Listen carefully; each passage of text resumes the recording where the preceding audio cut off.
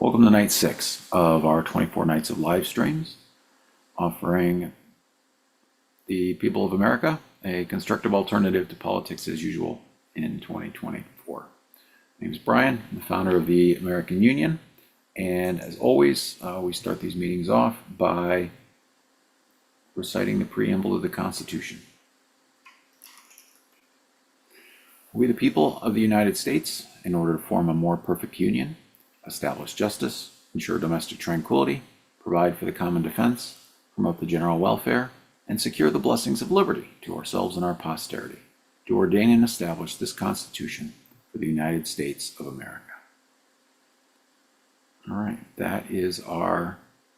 that's the mission statement for the United States, and that's what the American Union is trying to get us back on track of. And so besides building a new political framework on our founding document, on the preamble of the Constitution, the American Union also offers a moral crusade to address Martin Luther King's challenge in his Beyond Vietnam speech, where he said, "Our only hope today lies in our ability to recapture the revolutionary spirit and to go out into a sometimes hostile world, declaring eternal opposition to poverty, racism, and militarism. With this powerful commitment, we shall boldly challenge the status quo." These are the twin missions of the American Union: to build a new political structure using the principles of nonviolence and game theory, which we're going to talk about tonight, around the framework that the framers laid out for us, using those 5 duties to redirect America back on track. And I wrote a novel about this over the last couple of years, trying to help people visualize this new political paradigm, exactly how it would work. And so looking backward from the tricentennial, Julian West wakes up in the year 2076, and and they explain how exactly the American Union model was able to pull off a nonviolent revolution in our present day. And so tomorrow night during our live stream, I'll be giving away an autographed copy of this novel to one viewer. So make sure you tune in tomorrow evening as well. We'll be talking about how to end the federal drug war. All right. Okay. So tonight, Tonight on the agenda, we're going to talk about politics, how politics is sort of broken, and how the American Union model can fix it, using Dr. King's lessons and game theory. So let's see, where should we start? Let's start with, actually, let's take a look at the polls real quick. This is, I just want to show you how close this election is. Once again, we looked at this 5 nights ago, and once again, you can see on these polls, these are the national polls, and then the 7 swingiest swing states: North Carolina, Nevada, Arizona, Pennsylvania, Georgia, Wisconsin, and Michigan. In none of those, I'm missing one. Nevada, Arizona, Pennsylvania, Georgia. No, that's it. Yeah, so out of those 7 states, nobody has 50%. Everybody's got less than 50%. Trump and Harris both. And this really just emphasizes that though the campaigns need swing voters in order to win, in order to get a majority vote. And this is sort of the this is sort of how how elections work, right? Is that since 50% plus one will win you elections, campaigns do what it takes to get to 50% plus one. And the best thing to do in this scenario is cooperate with the American Union of Swing Voters. We can look to it how close they are. So North Carolina, Trump plus 0.8 of 1%, 1%, Harris 1.2%, Trump 1.2%, Harris 1.2, Georgia Trump 1.9, and Wisconsin 2.4, and Michigan, where Harris has a 4 percentage point lead in the polls. But again, they, for the most part, a 2%, 2.5%, I like to say 3.5%, is all it will take in order to control the balance of power in Washington, D.C. That's the thing that gives us the opportunity to dictate terms to Washington, D.C., to offer them a chance to cooperate with us, as Dr. King said. Make it so they find it wise and prudent to collaborate with us. So, but why do they need us to collaborate with us? What is wrong in Washington, D.C. that isn't working for them? Well, let's talk a little bit about how politics is broken, and it's broken in a couple of ways. One of those ways is just the system of how we elect people. And you elect people by listening to their campaign promises, right? Both Donald Trump and Kamala Harris are kicking out all sorts of campaign promises in a desperate attempt to woo in enough votes to win the election. And if you listen to their campaign commercials, the candidate always says, "I approve this message." Okay, that's great. But for all this campaigning, for all these promises, how many of those promises actually turn into policy? Very, very few. And of these policies, of these promises that campaigns make, there's basically three different categories, and one of them is a pledge of non-cooperation. Now, this is most frequently made by Republicans. These promises are things like, protect the Second Amendment or no new taxes, and says, doesn't matter, whatever else is happening, they are not going to support any changes. They're absolutely no, again, if they want to conserve the status quo, that's where we get the word conservative. And it also serves to reinforce party loyalty. When you refuse to talk to the other side, say, this is not open for discussion, I will not talk to you. It doesn't help our political climate. And just generally saying, no, we're not going to do this, we're not going to talk about this, it's just more negativity. It's an appeal to fear. The other side is going to take your guns or your abortions away if you elect them. I will protect them. It just, it just really exaggerates polarization and negativity in campaigns. So the second type of campaign promise is cooperation. Say, I work with the other party, I'm a bipartisan representative, working together to get things done. And this message usually plays well, but actually voting with the other party requires a much more careful political calculation, right? Because if you cooperate too much, then there may be claims of unfaithfulness from your party, the party loyalists, and then you might end up with a primary challenge if you weren't pure enough. So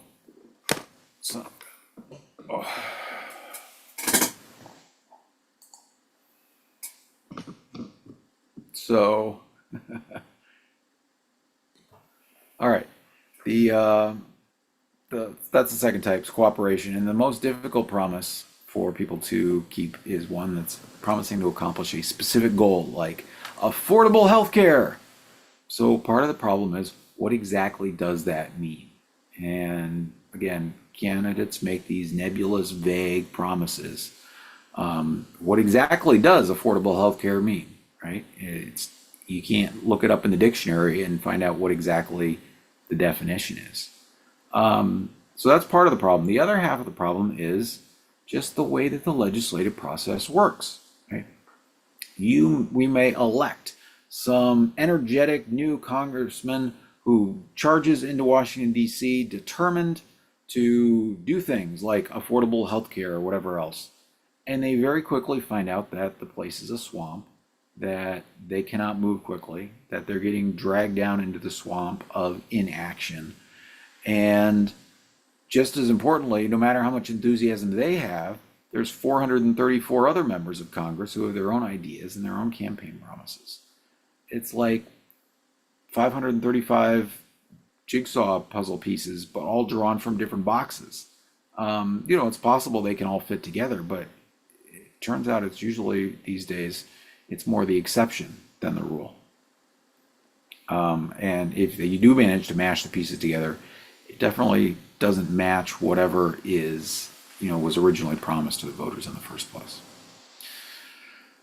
All right. So this is the problem. What's wrong with Washington, D.C.? It's the whole political process. There is really no incentive for Republicans and Democrats to work together in terms of their election cycle and their political party. If you're the minority party, then you've got a perverse incentive to make sure that nothing gets done, so that then you can criticize the majority party for not getting anything done.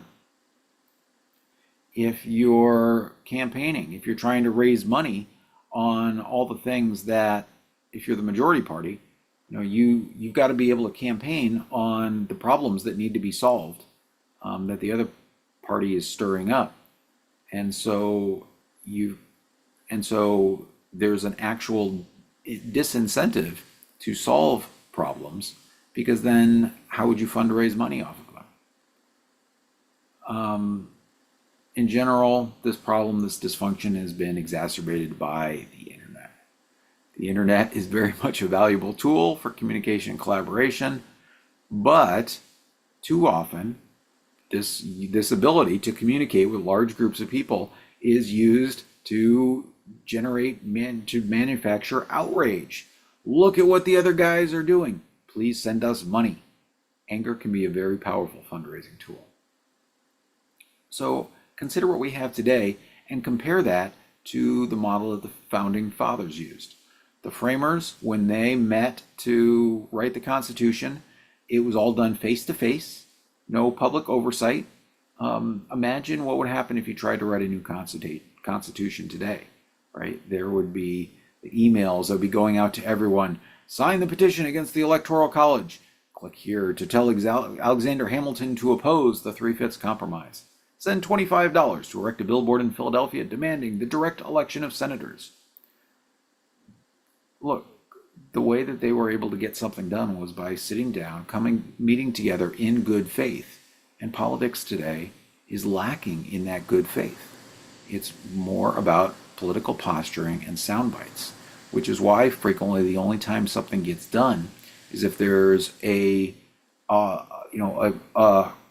tremendous problem, like needing the budget balanced, or the debt ceiling. Things like that is the only reason that people are like, well, we can't put this off any longer. We actually have to do something now. Yeah.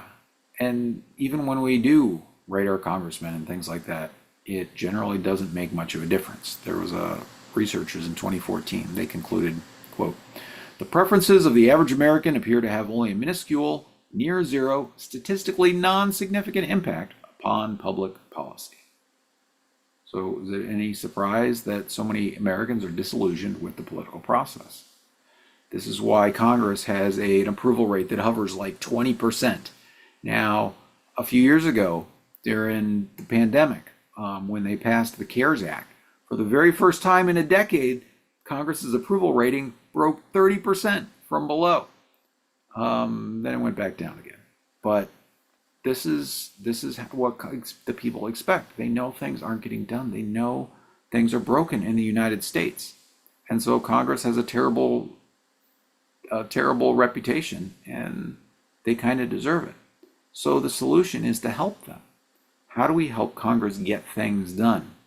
And that's what the American Union does, by using gamification so that it is in everyone's best interest to work together, by flipping the model around. So rather than electing a whole bunch of people first and then waiting to see what they come up with, once again, quote, the average American appears to have only a minuscule, near zero, statistically non-significant impact upon public policy.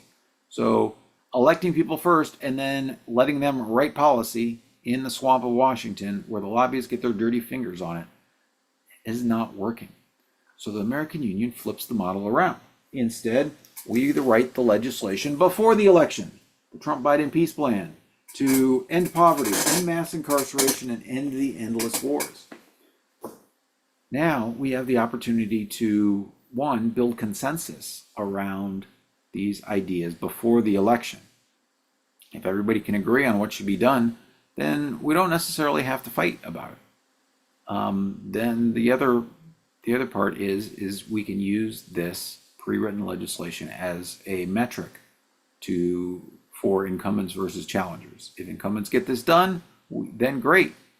We help them keep their jobs. If incumbents refuse to act, then great. The challengers who are willing to act can replace them. This is this is the framework again, because swing voters, as we looked at in the polls, swing voters are the ones who have the power to decide whether Republicans or Democrats are in charge. Third parties don't work because we have a system of single winner elections, winner take all elections, which means that the most efficient way to allocate campaign resources in a winner take all elections is to have one winner and one loser, not to have 2 or 3 or 4 or 5 losers. That's just a waste of campaign resources. You can see this in Alaska. Alaska a couple years ago adopted a Final Four voting, where open jungle primary, everyone who wanted to run for statewide office could compete in this primary, and then the top 4 candidates would appear on the general election ballot. And so what has happened is that people who come in third or fourth often just throw their hat in and be like, yeah, there's no way, it's a waste of time and money to try and compete with the top dogs. And in fact, this year, in the race for the House seat, Alaska's one House seat, the top vote getter, Mary Peltola, who is now the sitting member of the House, Democrat, she got more than 50% of the vote, and the 2 Republicans each got in the 20%. The two top Republicans, and no other candidates besides the one Democrat and the top 2 Republicans got more than 1% of the vote. And immediately after the primary, the lower vote getting Republican dropped out to throw their support behind the other Republican. And so now Alaska has a 4-way race with 1 Republican, 1 Democrat, and 2 other candidates who both got less than 1% in the primary. So this model of trying to nominate a bunch of candidates and then use ranked choice voting to pick out the best one does not work in the real world, because campaigns cost money. So that's why we flip this around. This is when we, the people, have the most leverage, is with our votes. After the fact, after Congress is already elected, they're all going to be raising money to get reelected. They're going to be spending half the day on the phones talking to people who can write them big checks. They're not going to be listening to us. This is when we, the people, have the power, is right now when those polls are so tight. All right. there's another obstacle to getting stuff on the president's desk, and that's the fact that we have a bicameral legislature. We have two houses. The people, the original intent of the Constitution was that the people would be represented by the House, with one representative for every 30,000 people.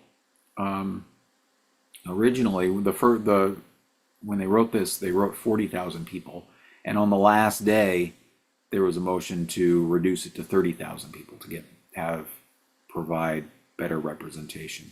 And George Washington actually spoke in favor of this.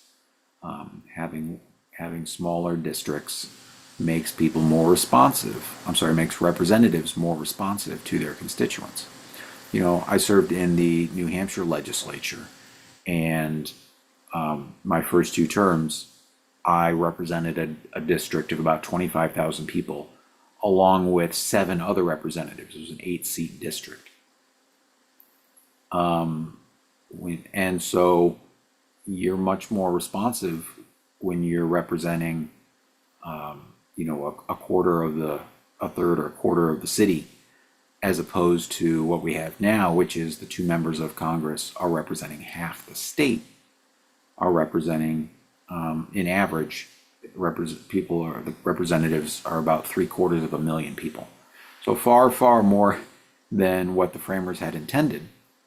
So that contributes to the minuscule, near zero, statistically non-significant impact on public policy. All right, so that's the one chamber. The other chamber, as you know, is the Senate. Originally, the framers said that the 2 senators per state were going to be elected by the state legislatures, so that they would represent the states, the House would represent the people.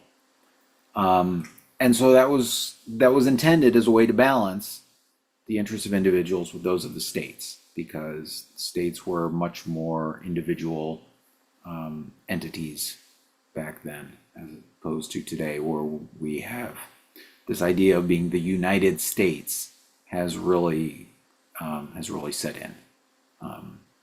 But back at the beginning, all the framers remembered a time when there was no United States, and so all right. So how did this change come about? How did the 17th Amendment come about, where we stopped electing senators by the state legislatures and instead had the direct election? So part of the problem was that system didn't work very well. Sometimes states couldn't even get their act together. They couldn't even elect someone. And so states would not infrequently go without representation because they couldn't figure out who their senator was going to be. But before we had the 17th Amendment, that was in 1913. Before that, for almost 2 decades before that, there was a workaround, a constitutional workaround, using gamification. That's why this is important. All right. Now, it was called the Oregon system because the first state that implemented it was Oregon. And what Oregon would do was they would hold a non-binding election, a referendum really, for the U.S. Senate at the same time as their general election. Okay, so non-binding referendum, so people could express their preference about who the next senator should be. Simultaneously, candidates for the state legislature, remember constitutionally these are the people who are going to actually elect the senator, they could opt in to having a pledge placed on the ballot indicating that if they were elected, they would vote for the people's preferred Senate candidate.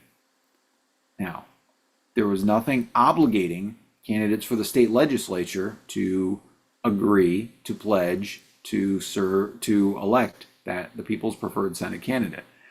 But, this is the gamification part, right? But if they refused to take that pledge, then they risked not getting elected. It made their opponents who did take the pledge would be more appealing to the voters. And so representatives did the math and said, hey, my best chance of winning is to go along with this system. My best chance of winning is to do what the people want.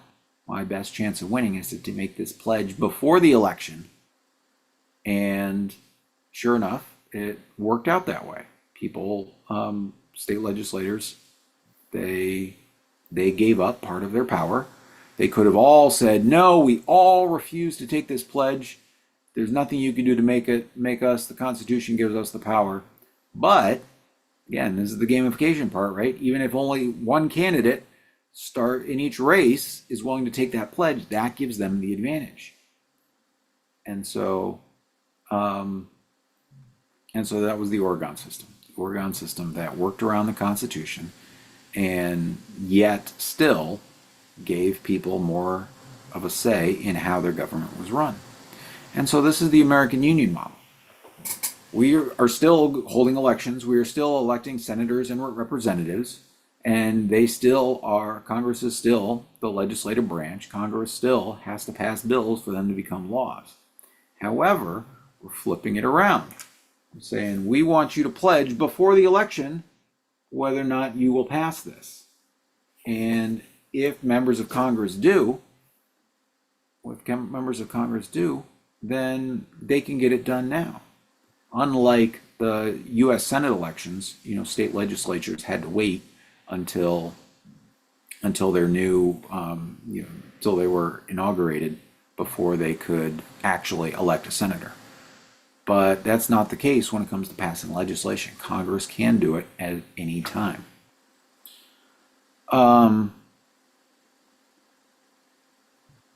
All right, that was the gamification part. But the bicameral legislature, right, is the problem. We got the House and the Senate. And lots of times, they just don't cooperate. They don't really have any incentive to unless it's something really big. And so the House frequently passes something, it goes to the Senate, and it dies. The Senate passes things, it goes to the House, and it dies. And there's no, other than the common good, there's not really a great incentive for them to work together.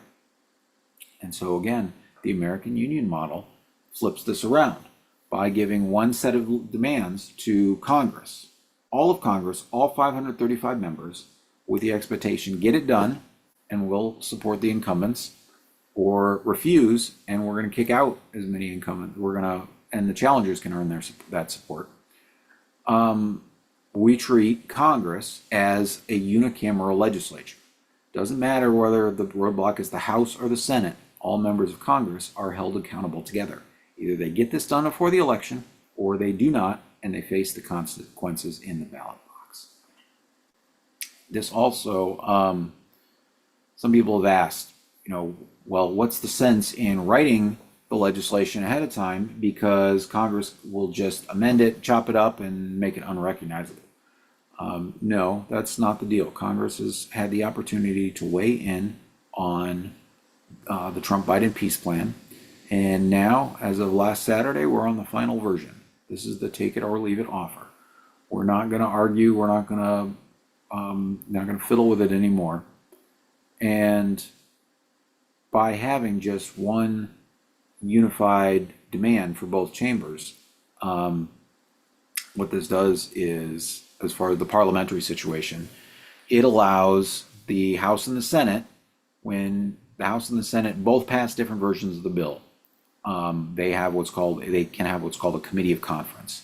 And that committee of conference comes up with a report, and then that report comes back to both chambers for a straight up or down vote, yes or no, no amendments, on passage of the bill. And if both chambers vote up, the bill goes to the president's desk. If one goes down or both go down, then that's the end of that. And this is again, well, anyways, I don't want to go too much into the parliamentary weeds. But this is how Congress can enact the Trump-Biden peace plan. The Speaker of the House and Majority Leader of the Senate can take a bill that's already been passed by both chambers in different forms and form a committee of conference, replace the text of that bill with the Trump-Biden peace plan, and put it before the members for a straight up or down vote. I don't know if you remember back a couple of years ago, like December 2020, they did exactly the same thing. They had a 5,593 page amendment to the bill, It was completely unrelated to the original bill, and they submitted it to the members. Again, straight up or down vote that same day. You got a couple hours for members to read the massive legislation, and the threat was, well, if you don't get this done, there's going to be consequences. The government is going to shut down. This is essential to passing a budget. And so, some people grumbled, but Congress voted overwhelmingly to pass this omnibus bill and put it on the president's desk. Once again, we can use that same parliamentary technique to do the same thing. Yeah. So I guess I want to say we've been kind of conditioned over the last few decades to kind of think this is normal, that it's normal for Congress to not get anything done. Do you know last year in 2023, Congress only managed to pass 27 bills. That's it. They passed 27 bills an entire year. And somehow we've kind of gotten used to this idea. We think gridlock, inaction in the legislative branch is normal, but it's not. It's not normal, and it's not good for our democracy. It's not good for our nation. So when people these days are telling you got to go out and vote this time, it's the most important election ever, why put faith in politics as usual to solve our problems? Instead, the American Union, we're organizing outside of the system that's controlled by the duopoly. It's the Republicans and Democrats. Great book Saul Alinsky wrote in 1971, a manual for community organizing called The Rules for Radicals. And not all the points that he made are relevant to a national program, but the 12th rule is, the 12th rule of power tactics is, the price of a successful attack is a constructive alternative. And so, as I think I've mentioned, when I'm out canvassing and people ask people, what do you want Congress to do? And when they say term limits, say, okay, then what? If you can kick out all 535 members of Congress, what would you want and you can handpick a whole new Congress, what would you want them to do? So let's take that question. What would you want Congress to do? Give them an answer and help create the political will to get it done. And the political will, again, comes from unionizing as swing voters, because as we've seen in the polls, the swing voters are the ones that Republicans and Democrats need to win elections. There's 40 or 50 House seats that are competitive. There's a handful of Senate seats that are competitive, and the presidency of the United States is very much competitive. A small block of votes can control the outcome, and that will bring everyone to the negotiating table. All right.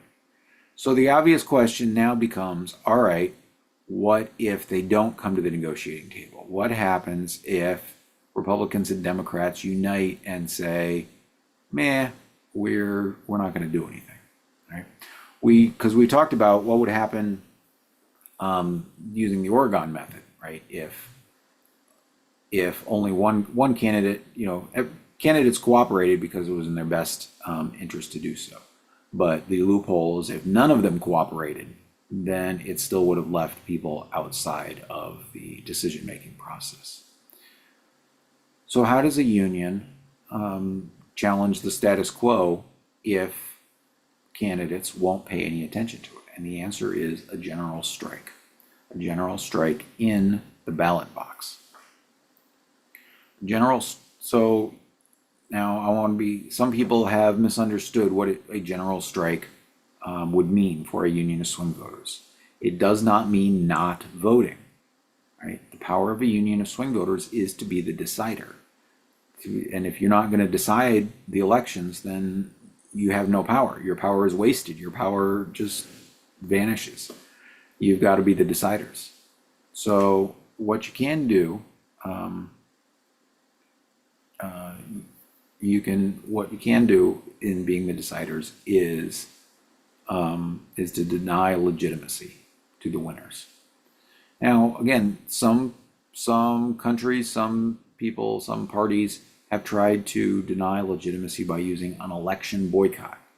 Again, saying, well, we're going to stay home, we're not going to participate, and that way when you win, you'll have no legitimacy because it wasn't a fair contest. And again, this has been tried. And if you look at the evidence for the past 30 years, the outcome is horrible.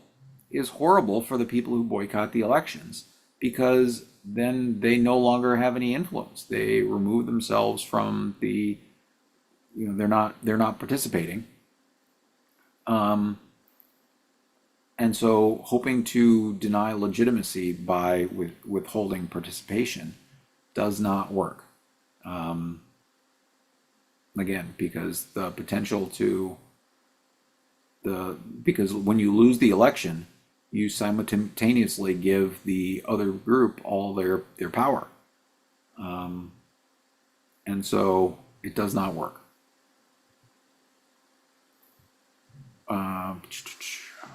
Yeah, all right. So how do we wield the power of delegitimizing the winners as a union of swing voters? And the answer is a general strike in the ballot box takes the form of random endorsements. If both incumbents and challengers both decide that they do not want to participate, they do not want to compete for the American Union's endorsement, and they don't want to back the Trump-Biden peace plan set of demands, if they don't want to end poverty, end mass incarceration, and end the endless wars, then at the ultimate tactic for making a decision is to elect one of them at random, to endorse one of them at random, all the way up to President of the United States. This is important because as a union of swing voters, as conscientious objectors to partisan politics, you're saying, we're not going to play this lesser of two evils game. We're not going to play Republicans versus Democrat. We're going to treat you incumbents and challengers regardless of your party. We're going to treat incumbents the same and challengers the same. Doesn't matter what your party affiliation is. But otherwise you get into the weeds of, well, who's better on this issue? Who's worse on this issue? And you start playing this lesser of two evils game. And then if you do that, you are creating an incentive for negative campaigning. You are offering candidates an incentive to say horrible, nasty things about each other and drag the other person into the mud, with the goal of persuading people that they are the worst evil. And so if you play the lesser of two evils game, you incentivize the kind of terrible, divisive, polarizing politics that are threatening to tear our country apart. And if you do play that game, then you also you also run the risk of neutralizing supporters who think that the other party is the lesser of two evils. And so a clean, random endorsement completely avoids that. Just as importantly, though, is it puts those votes on the table, so that Donald Trump and Kamala Harris, if the American Union said, well, if you guys don't cooperate, we're just not going to vote, and I'd be like, all right, fine, we don't care. 80 million people aren't going to vote too. What's a few million more? Or if we said, well, we're all going to vote for a third party candidate, then all right, so what? Third parties aren't winning. You're wasting your votes. Your votes for third parties are mathematically the same as not voting in the first place. They do not impact the vote totals for the Republican and Democratic candidates. But by making a random endorsement, by putting those votes on the table and saying, look, there is a block of 3.5% that is going to go to one of you. You have the option to compete to try and get this, or be willing to let it go to your opponent. When those votes are on the table, then candidates and parties and politicians have to take them seriously, because if they don't, those votes can go to their opponent. That's the point. If you're not actually threatening to elect the other person, get the other person elected, then you have very little leverage. For all the people who are trapped in a mindset of Team Democrat or Team Republican, then there's really, you don't have much leverage. You can make your voice heard in the primary, but if you're committed to voting Democrat or you're committed to voting Republican, you have no leverage. It's the independent voters, it's the swing voters, who, especially those true swing voters willing to vote for both a Republican and a Democrat, that have the most leverage, because they are the deciders. I guess I want to say, just as importantly, third-party voters. They're leaving their votes on the floor. They are not, mathematically, they are not impacting the vote totals of the Republicans and Democrats. And so by putting lots of good policy in here, the Green Party, lots of good stuff in here that the Green Party likes. Libertarian Party, chunk of stuff that the Libertarian Party likes. There's a reason you could fit 101 policies into 311 pages, because lots of these things are repeals, repealing existing laws. Cornel West's party, there's plenty of stuff in here for them to like as well. All the third parties, by running as a third party, you're fighting for scraps. You're fighting for the leftover scraps of a system that is not designed to accommodate third parties. So instead of playing that same game, we can play a new one. We can unionize. If you look at the polling for third parties poll best like in the spring and the summer of an election year, but around Labor Day, their ratings, their polling goes way down. Up until that point, people are more likely to say, yes, we would like to see a third party candidate, but as the election gets closer, people give up. Like, well, we really are stuck with two choices. And so people are more willing to, I'm going to say, do the adult thing, put on their big boy pants, and decide from the top two choices. That is, I've been working on an article about the myth of representative democracy, and this idea that you should vote for whoever you want to represent you. And there could be half a dozen candidates on the ballot, and you should vote for the one who you want to represent you. And then if you do that, your vote isn't wasted. Well, look, I used to believe that. I voted third party for 2 decades, but mathematically, that's just not true. Voting for candidates who have no chance of winning, is wasting your vote. So the thing is to stop thinking about this myth of representative democracy, because look, we're all very unique individuals, complex individuals, nuanced individuals. We have strong opinions on some things, other things not so much. The idea that you're going to elect someone who will perfectly represent you is just ridiculous. It's not a thing. Now, when the framers wrote the Constitution, the only people who could vote were property-owning white men, and they could only elect property-owning white men to represent them. And like 95% of the country all worked on farms. So representative government was, much more functional at that time. But in the 21st century, we are far too diverse. So why does this myth stick around, and how do people deal with it? And the answer is if you're a diehard Democrat or a diehard Republican, it's you identifying yourself as those things. I'm on Team Democrat, I'm on Team Republican, and therefore any candidate who is on the same team as me represents me. Even if, as is frequently the case, you don't agree with with the representative on all the issues, but you feel like I'm on a team and my team is represented, and so then that's sort of how you get around the obvious realization that representative democracy is a myth. Electing one person to represent 750,000 people does not work. That is not representative government. And I should say too that when I served in the legislature, I didn't even agree with myself on all of my votes.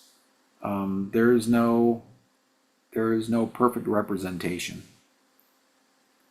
So stop worrying about perfect representation because it doesn't exist, and instead focus on the end game. The purpose of electing people to Washington is to pass policy. What is the policy that you want to do? And if your answer is end poverty, end mass incarceration, and end the endless wars, if your answer is end poverty, end mass incarceration, and the endless wars, then the American Union has a deal for you. Come together to pool our votes around this common set of demands across all 470 federal races. A couple things you can do. One, help break the polls. Anytime you're asked whether or not you should, whether you're going to vote Republican or Democrat, insist that you are a true swing voter. You're going to vote for the American Union endorsed candidate.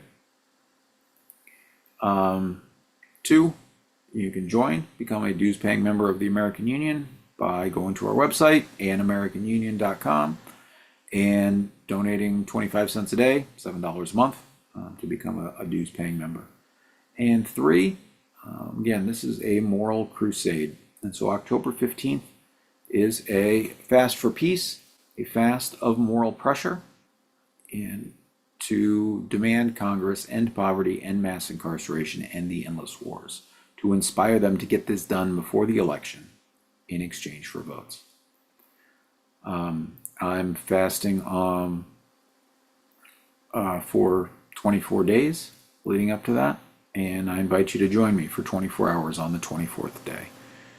I forgot to weigh myself before the live stream, but yesterday my weight was 198, probably about the same. So I'm still in good health. A little tired of drinking salty water for my electrolytes. But it is what it is. I'm willing to make this sacrifice to help generate the moral authority to address these problems in the United States, to help us generate the moral power to end poverty, end mass incarceration, and end the endless wars. We can do this by working together, by refusing to play this lesser of two evils game, by refusing to play Republicans versus Democrats. Look, when you demonize one side or the other, again, this is the partisan polarization, persuading people to identify as the red team or the blue team and to oppose the other team. When you stereotype people like that, oh, well, they're a Republican, oh, they're a Democrat, they all think this way, we lose so much we lose part of our own humanity when we cannot see the individuals for who they really are and instead reduce them to stereotypes. It is very effective politics to do so, to make your supporters think that way about the opponent, but just because it's effective doesn't mean it's good. And we can see the harm that it is doing to the United States. We can see the divisions between Republicans and Democrats. We need a way to come together. And that way to come together is our common political ancestor, the Constitution of the United States, starting with the preamble, focusing on those 5 duties. What do we want to accomplish? What do we want to do? We want to establish justice, ensure domestic tranquility, provide for the common defense, promote the general welfare, and secure the blessings of liberty to ourselves and our posterity. We can do these things. America, we very much have the power. We very much have the ability. All right. Well, let's just talk a little bit more about the gamification aspects here in our last few minutes. Do with.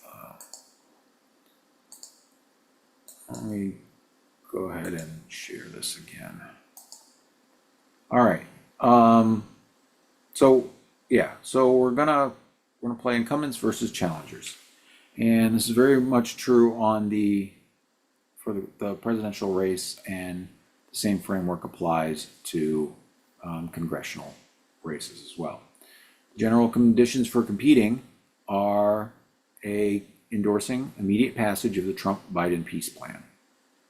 This can be done on October 15th by taking part in the Fast for Peace as a way of participating in this shared self-sacrifice, as a way to, again, this is a fast of moral pressure to generate the moral authority to make these changes, and to bring us together through this shared self-sacrifice, to demonstrate our willingness to give something up, because that's an essential ingredient to compromise. You can't compromise without giving something up.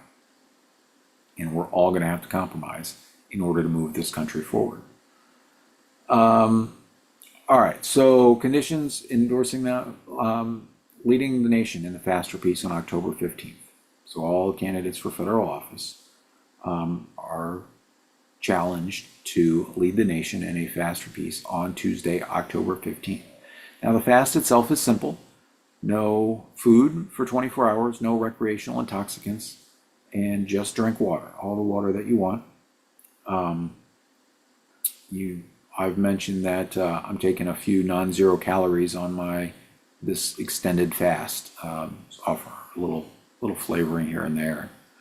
But for those last 24 hours, I will be straight pure water only, and that's the Fast for Peace. 24 hours water only. All right. Other conditions for Donald Trump to submit a pre-written letter of resignation for January 20th. Joe Biden has already agreed to not serve a second term. Donald Trump would have to make that same agreement not to serve a second term.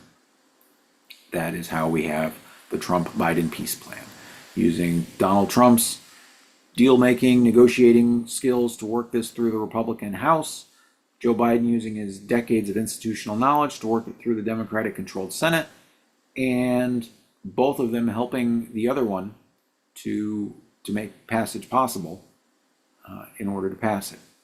So that's the second part. Actions determine outcome. Congress has 1 week to pass the legislation, and Donald Trump has to deliver at least 10 Republican senators, and Biden-Harris 42 House Dems. That's 20% of their caucus in the chamber where they are the minority. In the chamber they are the majority. They have responsibility for passing it through. If they don't do these things, if both Donald Trump, Joe Biden, Kamala Harris, J.D. Vance all agree that they want to get this done, but they don't get it done, then that's non-cooperation. You don't get points for trying, you get points for getting it done. And so wherever the roadblock is, if they can't get it through the Republican-controlled House, then the Republicans take the heat, take the blame for that one. If they can't get it through a Democratic-controlled Senate, then the Democrats are responsible for the failure to enact the Trump-Biden peace plan. And Joe Biden must sign it October 30th. So again, if you look through the legislative package, the effective date of October 30th is all throughout it. And that's a week before the election. We can come together around solving problems before the election. We can make it so that no matter who gets elected, that we've already accomplished far more than they'd be able to accomplish in 4 years of fighting. A little more on the game theory, right? This is essentially the prisoner's dilemma that makes it in everyone's interest to cooperate. So this is hasn't been updated with Kamala Harris, but you get the gist that it is everyone's better, right? Everyone's interest to cooperate. If If the Republicans refuse to cooperate, but the Democrats cooperate, then the Democrats get endorsements to win the trifecta: the House, the Senate, and the Oval Office, if the Republicans are the problems. If, on the other hand, the Republicans cooperate, but the Democrats refuse, then the Republicans get the endorsements for the House, the Senate, and the Oval Office. If they both cooperate, then we let the Democrats keep control of the Senate and the Republicans keep control of the House. If both of them refuse, then you can flip control of the chamber as a penalty, kicking leadership out of power, out of office. And ultimately, a random endorsement of the presidency of the United States. And this would be decided by the ones placed the last digit in the closing of the Dow Jones Industrial Average on Tuesday, October 30th, 1 week before the general election. If it is an odd number, then we grant Donald Trump's wish to be the 47th president of the United States. If it's an even number, then Kamala Harris would get the endorsement. That is, so in a close race like this, a random endorsement would deny them legitimacy. Both of them, they would be, the rest of the world would look at them and say, they're not in office because the people wanted them there. They're there because of this random coin flip thing that happened. And that's how you can deny legitimacy to them.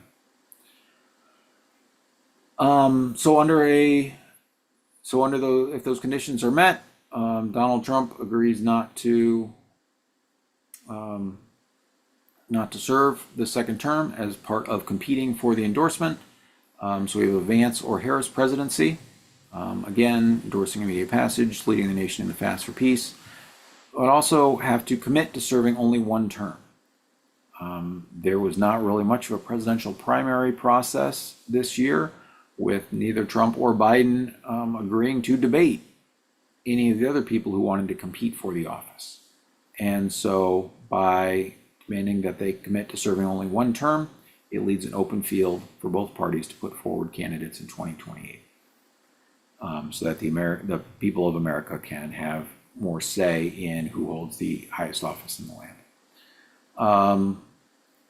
Once again, and the endorsement, in the case of both parties cooperating, the endorsement goes to the political party who delivers the most yes votes in Congress, between the House and the Senate, who delivers the most yes votes for the Trump-Biden peace plan to enact it.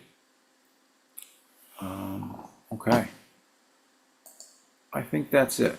This is how we can use gamification, how we can use the principles of nonviolence by refusing to demonize any politician or political party, and instead trying to help them accomplish our constitutional duties.